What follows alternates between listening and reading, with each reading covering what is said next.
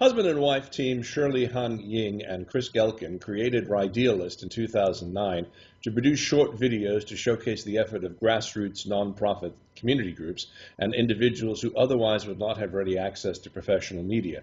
Since then, they've produced more than 30 videos for NGOs in China, Hong Kong, Britain, Kenya, and Uganda, whose efforts are making a valuable and positive contribution to society. They offer tailored content in English and Chinese on an entirely pro bono volunteer basis.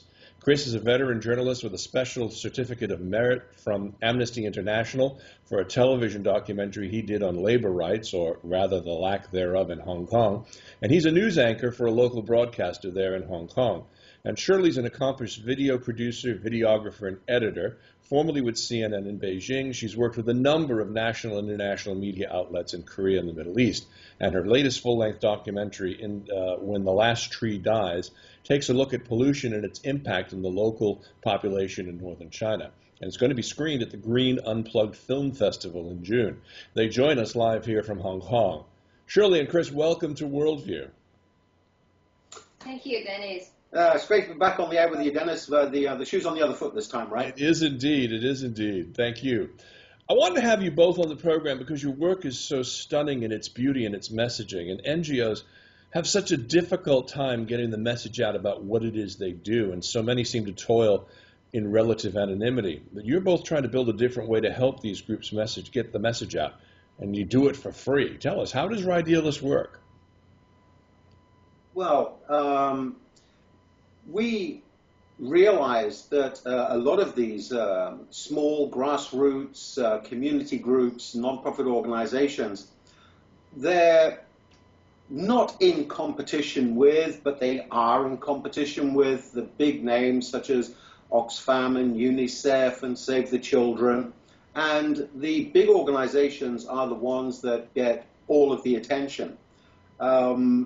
So we thought it would be a good idea if we partnered with these smaller groups to try and get their message across, to give them the same access to, video platforms such as YouTube, Goodness TV, Vimeo, that, the bigger organizations have. Now, Shirley, I know that you're both in the process of putting a multi-part documentary together on poverty there in Hong Kong. Can you give us a little bit of an insight into for whom you're doing this work and why this particular topic? Do you want to say that? We're doing this poverty-themed video for Win Foundation, a non-profit organization in Hong Kong. And well, each of the episodes will focus on a photographer who's looked at the issue of poverty in Hong Kong, and we will highlight their work and follow them around, and basically showcase how they are approaching the issue of poverty here in Hong Kong and trying to get that message out to the wider public. And I think it's particularly important here in Hong Kong right now because we have the widest wealth gap in the world. Hong Kong still hasn't set an official poverty line yet. And the images that you can see just by going out on the street every day. Today I was out filming and I was tweeting still pictures of extreme poverty in Hong Kong, not half a kilometer or a kilometer away from where I actually live here right now. I did see one of the pieces that you put. I'm sorry, go ahead, please, Shirley. So far, we already produced 3 videos, and there are about 7 in the making. So. Yeah, there's 3 of them already online. Well, yeah. One of them, Shirley, was the one that I happened to see online. I think you sent it to me. It was about the gentleman sleeping on the doorstep of of a luxury automobile dealership, Yeah. just highlighting the contrast. Tell us a little bit about that particular photographer. This photographer, he is a photojournalist working for a local Hong Kong media. And what else do I know about him? And he spends a lot of time, going out. Yeah, he was also interested in documenting, the Hong Kong people, the poor, the average, and also he also has a special interest in documenting homeless cats. Right. That was another thing that was there. Which was an interesting part of the video, because we have cats, we know you have cats, yeah, and a lot of the work that we do is, I would say about 30% of the work that we do is focused on domestic violence issues, spousal abuse, child abuse. About another 30%, I would say, focuses on poverty issues in Hong Kong and elsewhere. And the rest is a mixture of environmental issues, water shortages, and these are the subjects that we've covered for organizations in places like Kenya and Uganda, and again also here in Hong Kong, animals. The question of animal shelters and people buying from pet shops and just buying animals on the impulse of buying them and then getting rid of them after a couple of months, and what happens to those animals. So how is your work funded? I mean, I know you do it on a pro bono basis, but how does the film actually get made? Because I'm sure there are some expenses in doing that. Do you get grants? Do you get people to contribute? What's the best way? Well, currently, everything is out of our own pocket. Yeah. So, yeah. Sounds like worldview. It's a true labor of love, huh? You could say it's a labor of love.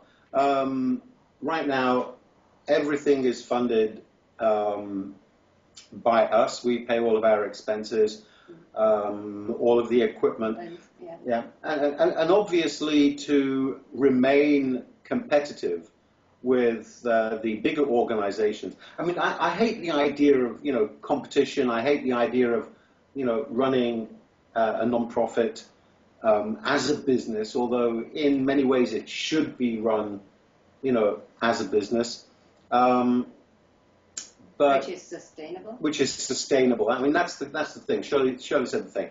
We have to be sustainable, but we have to still put out a product that people are going to look at. So we have the expenses for new computers, new cameras, and things like this. So far, we're covering it by ourselves. What we would like, ideally, I guess, would be to get grants or sponsorship that we could use towards making Ridealist more of a social enterprise. We would do projects for people who can pay, but we would charge them a very favorable rate, if you like, that would enable us to still continue doing work pro bono for the organizations that simply can't afford to pay. I mean, we had this saying about Ridealist when we were approached by different organizations, especially some of the larger organizations that have seen our work and asked us to do videos for them. The answer was, if you can afford to pay, we're not the team. Go to somebody who is already doing video as a social enterprise. And I think we're now ready to move to that level of social enterprise. Well, my understanding is you have a new website. If people want to contribute to help Ridealist, with its effort with NGOs and these not-for-profit organizations, where would they go? Or can you give us a website address and how people get in contact with you? Mm-hmm. Right, it's at www.ridealist.com. Okay, that's as Ridealist, right? Idealist with an R in front of it. Okay, fabulous. Yeah, that's what we got. We're idealists with a realistic approach. with a realistic approach. There we go. Now that we know the etymology of the word. Except so far as I've mentioned to you before, I think in our emails, you know, it's a bit like the plumber's tap. You know, we seem to be able to help other organisations, but utterly hopeless at helping ourselves. So if there's anybody out there that knows how to write a good business plan for a social enterprise, then we'd love to hear from you as well. Oh, fabulous. And listen, we love your work, and we're going to try and feature it periodically, so we hope you'll come back and join us. This has been Chris Gelken and Shirley Han-Ying, and thank you both for joining us on Worldview. Dennis, it's been a pleasure. Thank you very much. Thank you, and we'll be back after this.